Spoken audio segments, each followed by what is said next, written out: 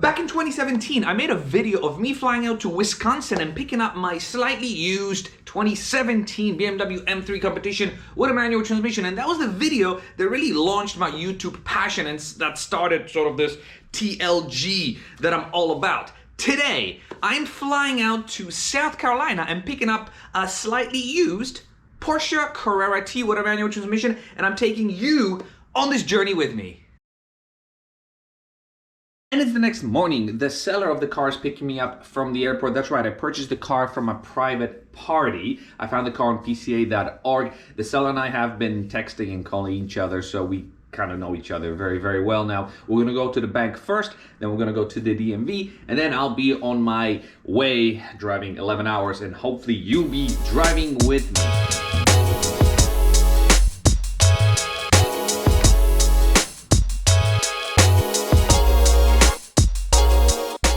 Check this out. Did I make a mistake and should I have purchased something like this?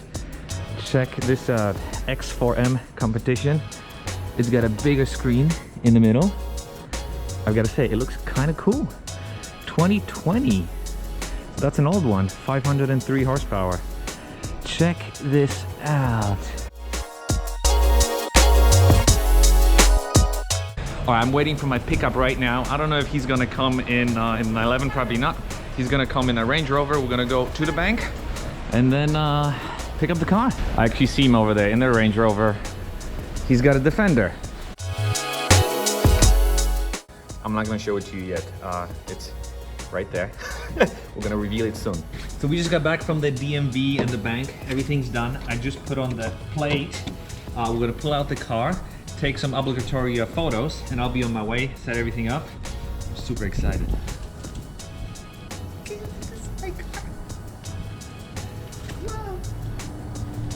And this is where this car sat, or this is where it lived for the last 2 years, next to this beautiful 86 911. Look at this. Oh, the first start under my ownership. Does it even start? Let's see.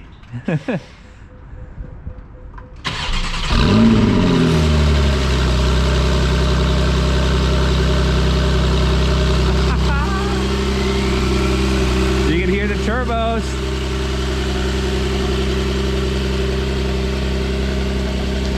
This is where this car lived for the last 2 years. It's last time leaving the garage and we're gonna be on our way. 11-hour drive. But as you can see, it's coming out of a very, very good home.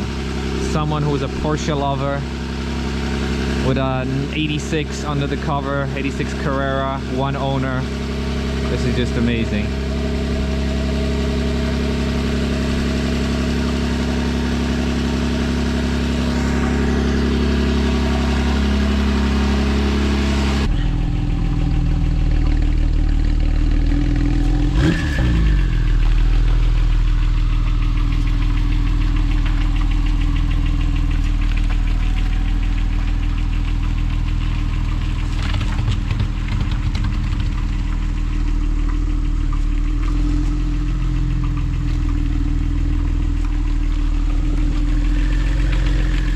Guys and girls, I can't believe this. I cannot believe this.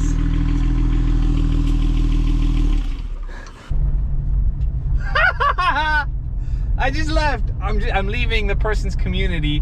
What an amazing person to deal with. Seriously, absolutely amazing. I'm gonna try to find a place where I can just get myself set up. But you're experiencing this with me. Wow. I have no words, seriously. Oof. Seatbelt. Obviously, we're gonna go over the car in a little bit. I just have to. I don't even know where the heck I'm going. All right, 10 minutes into the drive. I wanted to spend the first 10 minutes of me being with the car alone to kind of get used to it, and I've got to say. It is amazing. The exhaust note is not as loud as in the Cayman, something that we're going to have to adjust fairly quickly.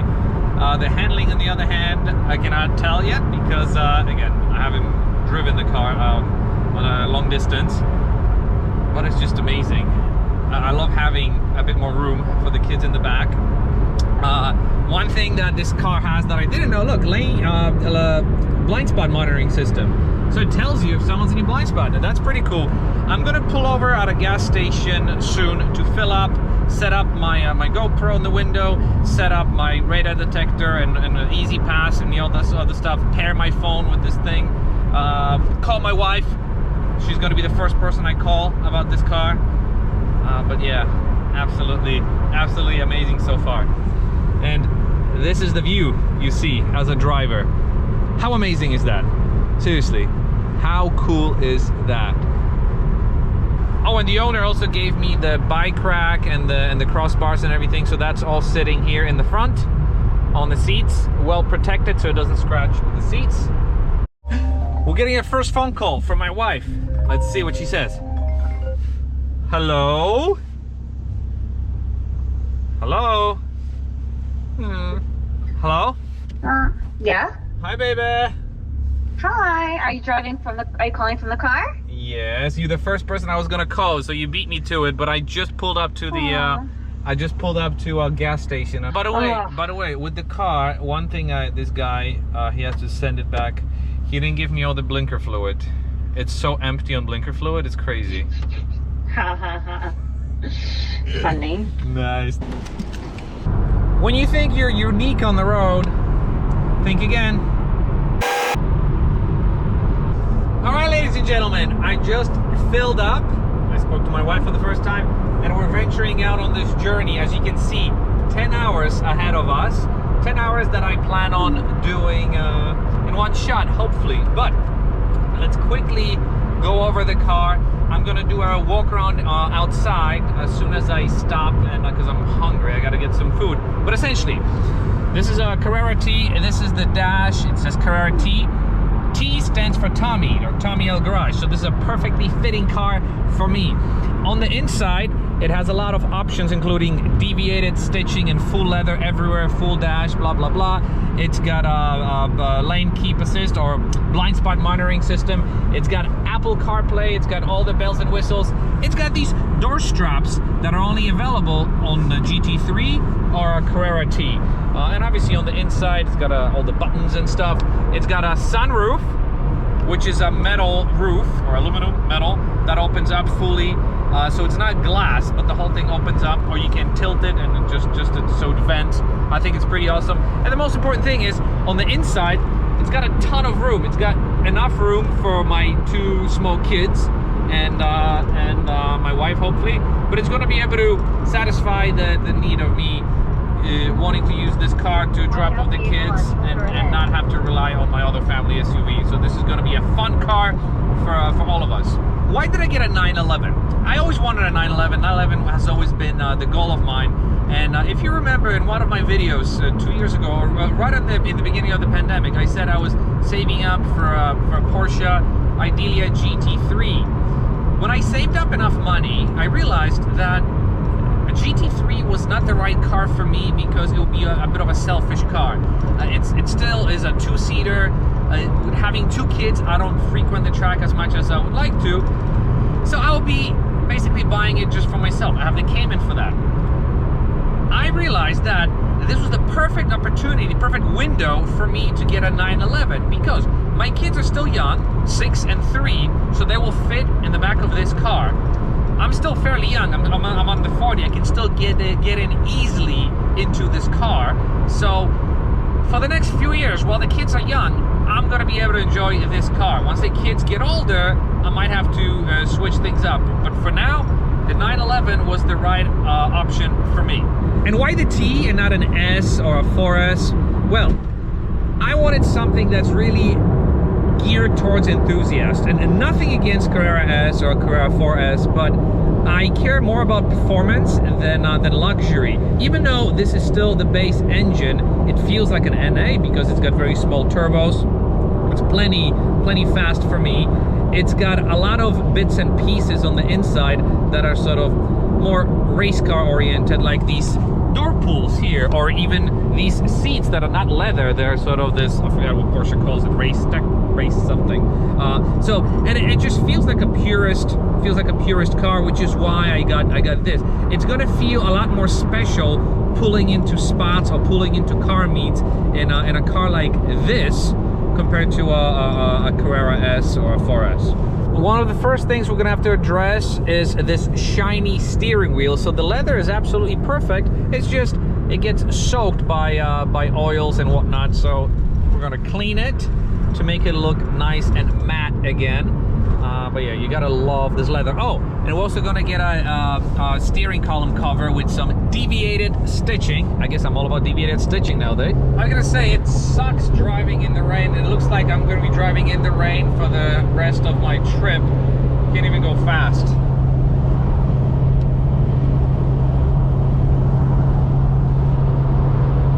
Next exit in 600 miles. When was the last time you took a trip where the next exit was 600 miles away? What better way to celebrate the car purchase than getting Vietnamese food? So real quick, we get to inspect it outside now. We know it's going to be lowered and spaced out. So what exactly is a Carrera T on the outside? Carrera T has different front lip. It's basically a base model with this with a flat six a twin turbocharged engine. It's got base brakes, but it's got lowered suspension. It's accented by these gray accents, although in this case this car has an option for black wheels. I've got LED black trimmed headlamps. That's a 2000 option, I believe. What's cool about this model also, the T comes with lightweight glass that you see on an RS model. And look, there are no window defrosters here. The T also comes with a sport exhaust, which this car obviously has because this is a T. This one is also optioned with OEM tinted taillights. This one is also optioned with some decals on the side, and there's a decal here on the side. One other thing I forgot to mention, mechanical limited slip differential as opposed to electronic.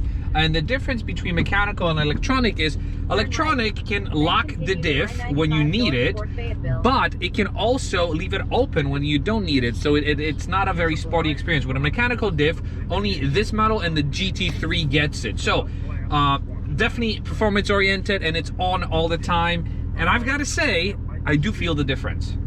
When you turn, it feels like it sticks better. All right. Oh, you hear it?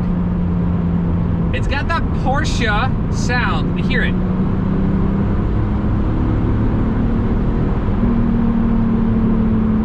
So I am currently in Sport Plus. So Sport Plus has rev matching. It's got no burbles. It opens up the exhaust. See, the exhaust is in Sport Plus. Oh, Sport Plus, look at me. And check this out. So I'm cruising on the highway. I'm doing 86, 7th gear. Not bad at all. And there are many times when I drove my M3 or I drove my Cayman where I did try to go from 6th to another gear thinking that I was in 4th gear. So those cars, believe it or not, definitely need an extra gear. And this car did it. Amazing.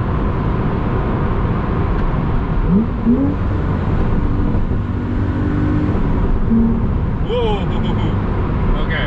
I got a little excited over there. My tail got happy at 87 miles an hour. In the rain, not a good idea. Welcome to North Carolina. And check this out. As soon as we cross the border, the highway has changed. It's smooth again. But people still drive fast in the right lane, but slow in the left lane.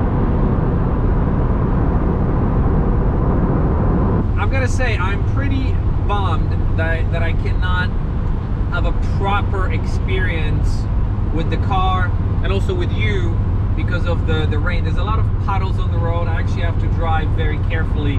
I hydroplaned. I skidded on the highway a few times, so it's kind of a sketchy drive. I've got another 7.5 hours of driving, so I've got to be extra careful. But even after whatever almost 200 miles that I've done, I've got to say it's been a fantastic journey. I'm very, very happy with the decision. We're going to do a proper talk about the car when I get home when it's not raining, but I love this decision and I love this car. So check this out. Work zone, speed limit 60. I'm going 65 in a work zone in the rain. Okay, before it gets really dark, here's the update.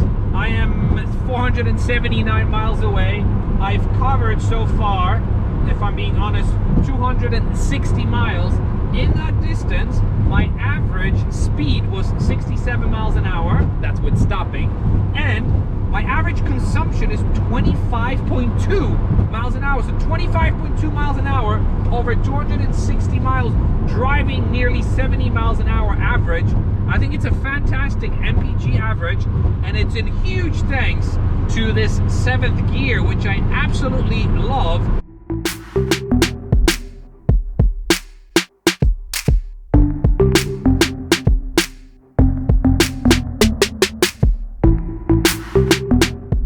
So we are exactly at a halfway mark. Check this out. 368 miles to go, and we've done 361 or 367 miles with an average of 25.5. Average speed 69 miles an hour. I've got to say, this car is amazing on gas. I mean, for a sports car. So we're gonna go get some food, fill it up, and probably drive another 300 miles before we fill up for the last time.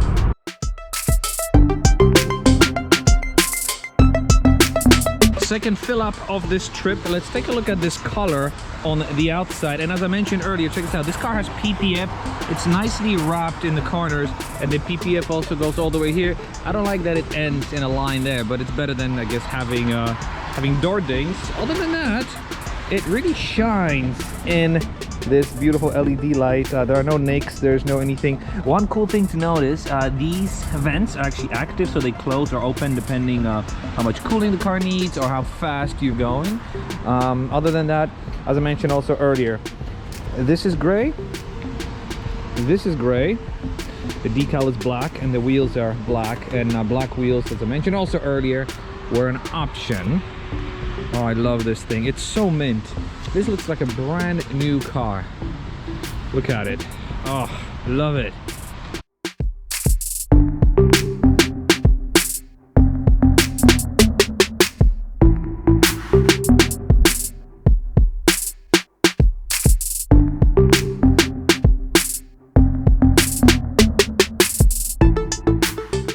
Fill up and check this out. It's the first time ever this car experienced snow and salt. All right, I just took another break. I got myself another Red Bull because we've been driving. Check this out. Let's see, inspection. So we've been driving for almost 9 hours, 600 miles, average 26.4 miles to the gallon, which is fantastic, and 67 miles per hour average. And we're about to hit 13,000 miles, which means I picked up the car at 12,400. So 600 miles later, we're gonna hit 13. I'm gonna be at like 13,200 or 13,140 when we get home.